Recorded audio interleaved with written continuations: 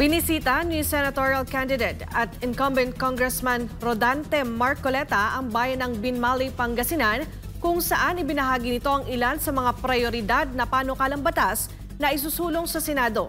Si J. Miguel Mendoza magbabalita.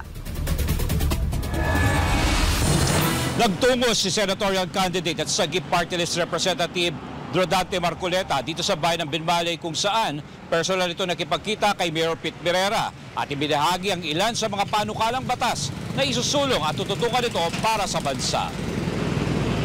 Sa exclusive interview ng SMNA News North Luzon, inilahad ni Congressman Marcoleta ang ilan sa mga sinusulong nito kung papalaring maupo sa Senado kasama ng pagkakaroon ng murang bayad sa kuryente o ang IPIRA law. Alam niyo po, ako ang unahin ko sana palakasin natin yung oversight function ng Senate.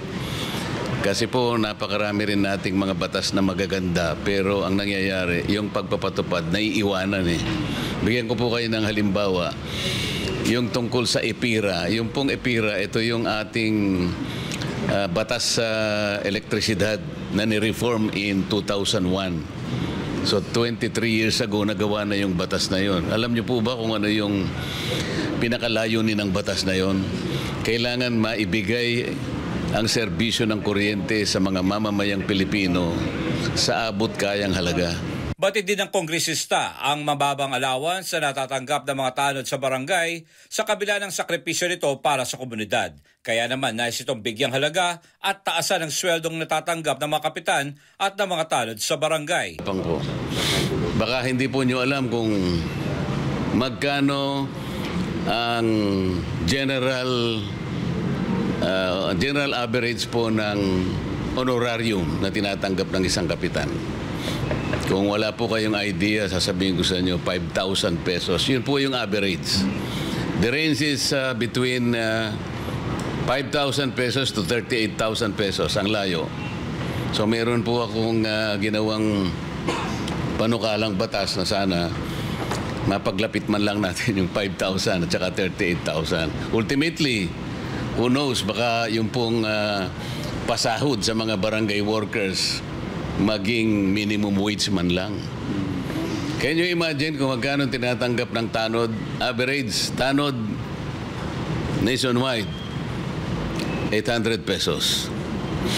Paano mabubuhay po yung pamilya ng tanod? Lupunta ka pa mayapa. Isusulong din ni Kong Rodante na patuloy na babantayan at maipatupad talaga ng maayos ang batas kasama ng mga batas sa pagsasaka upang mapanatiling dekalidad at abot kayang presyo ng mga agri-products ng bansa. Tiniyak din ng kongresista na makikinabang dito maging ang lalawigan ng Pangasinan. Kaugnay niyan, kinilala ni Binmali Mayor Pete Mirera paninindigan ng senatorial candidate Congressman Rodante Marcoleta para sa bansa. Well, napakaganda kasi alam natin ang layunin ni Congressman Rodante Marcoleta dahil siya ay lumalaban sa lahat ng mga bagay na alam natin na pinaglalaban natin, nilalaban niya ang mga tamang pamaraan sa kanyang so nakikita natin kung paano siya lumalaban sa mga mismong mangyayari sa ating ikakaganda ng ating bansa. Hinahangaan din ni Mayor Pete ang mga bagay na gustong isulong ni Congressman Rodante para sa bansa. Samantala nitong weekend na mahagi rin ang LG Binmali na umabot sa mahigit 5,000 na mga buhay ng manok para sa ilang pamilya sa bayan dahil ang Pasko ay pagbibigayan. Patuloy naman nagpapasalamat sa Binmali Mayor Pete Mirera sa mga national official na bumibisita sa bayan. Well, alam po natin na siyempre sa akin naman ay kahit na malit ang bayan natin ay at least natatalaw tayo ng mga malalaking tao, yung mga alam natin na hindi natin inaasa na napupunta sa ating bayan. So laking pasalamat natin lalo na ng mga kababayan natin na alam natin na tayo pa rin ay napapansin sa mismong taas ng ating gobyerno. So sana ay patuloy yan na at least balang araw ay makakatulong sa bayan ng Binmali. Sa ngayon, ongoing na application para sa Binmali Scholarship Assistance Program sa Municipal Building. Sa mga interesado, maaari lamang bumisita sa opisina ni Mayor Pete Mirera. Para sa Diyos at Pilipinas Kumahal, J. Miguel Mendoza, SMNA News, North Luzon.